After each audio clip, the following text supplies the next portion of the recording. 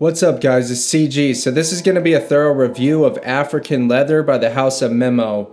First, I'm going to give you guys a rundown so you have a general idea what the fragrance is about. Then I'm going to share how users rated the scent profile and the performance. My wife and I are going to share our impressions of it. And finally, I'm going to share my overall opinion after wearing it. Without further ado, let's get this started.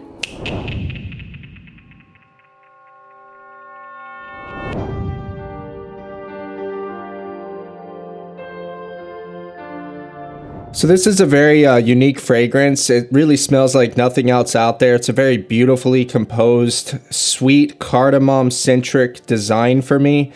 It also has accents of leather that kind of give it a freshness, along with accents of this almost spice cabinet spiciness, but really it's that front and center cardamom scent for me. The notes listed on Memo's website include bergamot essence, saffron oil, cumin oil, patchouli oil, oud accord, vetiver essence, and musk. This is how Google's AI describes cardamom if you were to smell it in isolation. The warm, sweet notes of cardamom are reminiscent of honey and vanilla, while the spicy undertones are similar to black pepper and cloves. The minty freshness adds a touch of coolness and invigorates the senses. Now, an everyday item that a lot of people have been exposed to where cardamom is a key ingredient would be chai tea. I don't think it smells like chai tea taste, but I really do make connections, mostly in the sweetness and the almost kind of minty, spicy freshness of chai tea. As far as how much users like the scent, it received an average rating of an 8.4. About 8 out of 10 people would give it an 8 or above, and about 2 out of 10 people would give it a 7 or lower. As far as my personal rating, I think this is a masterpiece fragrance. I think it really is very unique, very well done, and smells amazing. That all being said, I can objectively say it's definitely a 10 and it's totally worth trying, but it just doesn't really fully resonate with me. My personal subjective rating would be like an 8.5. For longevity, I got an average rating of an 8.4. The key vote being 8 or 9, about 80% of voters gave it an 8 or a 9. And if you look at the rating distribution, everybody's on the same page. It does last a good amount of time, and that was my experience with it as well. For sillage, it got an average rating of an 8. About half of voters would have rated it an 8. That's the most common score that it received. And yeah, the performance of African Leather is good. The scent profile is really good. And I wish it was one of those fragrances that would resonate with me more, to be honest, because I think it's a masterpiece. Now I'm going to let you guys know up front the name African Leather is a bit deceiving for me because I don't get a lot of leather from this. Perhaps other people do, but I really don't. Leather is more of an accent of the composition. What I primarily get is this kind of sweet fragrance, like a sweetness. And for me, the sweetness is very creamy and it has a lemon-like component to it. I almost think of like a lemon candy. I've never had a lemon cream savor, but that's kind of like something I would imagine because it has a creamy component to it.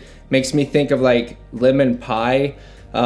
It smells really good, really warm, really inviting. And to me, that's just such a front and center component of African Leather.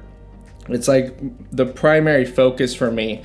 And then there's accents of leather. Now the leather really is not Boot Barney at all. It's not vintage, it's fresh. Almost like glossy. If you think of like glossy magazine paper and that type of freshness, but with leather, or like a new car smell. So if you can imagine almost having like a lemon pie inside of a new car. Now what's underlying it, this is what's interesting and harder to describe because I feel like it's in the base, but really it's so well blended with the sweetness that I feel like it's throughout the composition.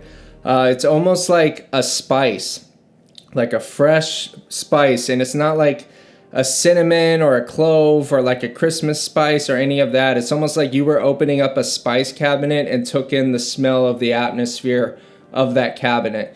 So it's a lot to take in, but to really just break it down, it's this really nice, smooth, warm, inviting sweetness that's freshened up with like a new car leather and this kind of spice that just makes it super interesting. It's very classic without being vintage. It feels very modern, but it has this classy masculinity to it. I don't actually read a lot on fragrances before I give my impressions because I don't want that to affect me and become a parrot that's just reciting stuff you can read online. But after I really came to this is my impression of it, I decided to read a little bit more on African Leather, and it was very interesting to me because people were saying that it's animalic, which it's not at all. and I didn't even make that connection. Smelling it, I don't get any animalic.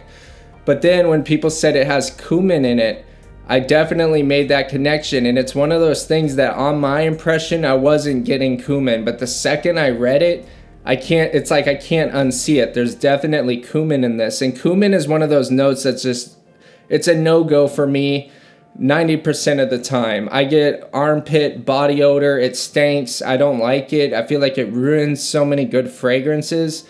But there are very few fragrances that I like cumin in. And when I do like a fragrance with cumin, I tend to really like it. Like Rose 31 is one of my favorites of all time.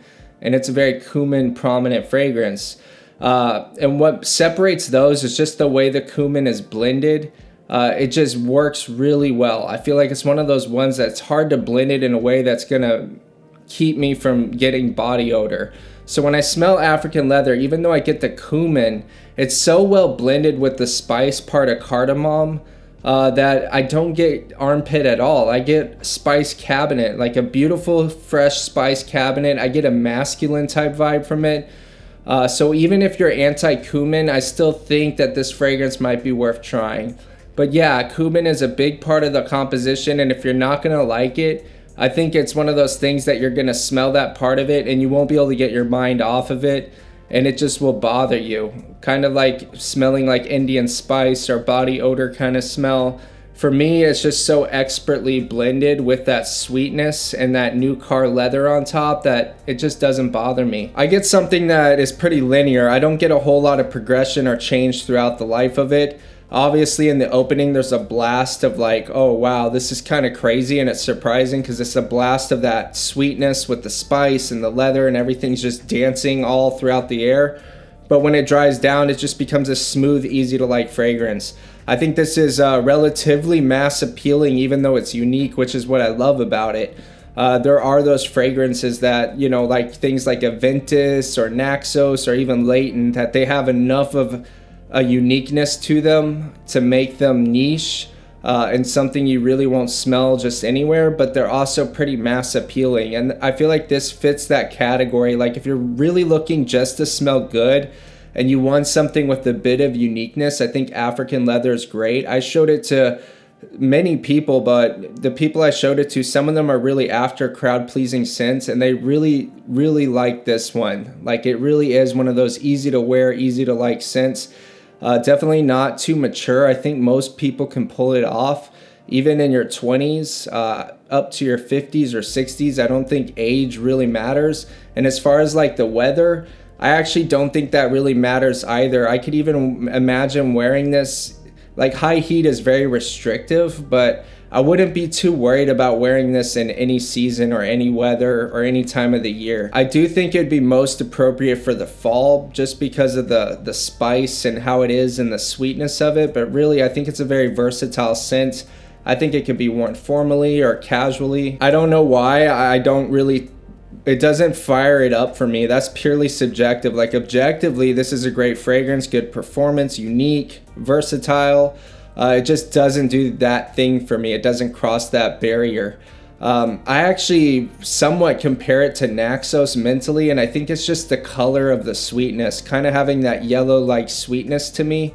I don't know why my brain just compares it automatically, but just to draw a quick comparison to Naxos, I do like this one more. I feel it's more masculine, it's more unique, has more of an edge to it and a vibe for me, a bit more classy than Naxos, but I do see them filling a similar category. I might be crazy for making that comparison, but that's just what my mind does. Okay, we have Memo African leather. It's really good. It's like a florally leather.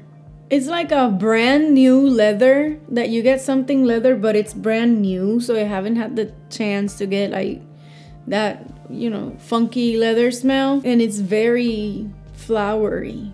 I like it. It is not the most masculine fragrance. I think women could wear it too, and it would work. Fall, winter, even you can take it to spring because it's not heavy. Very good. I give it a 8.5.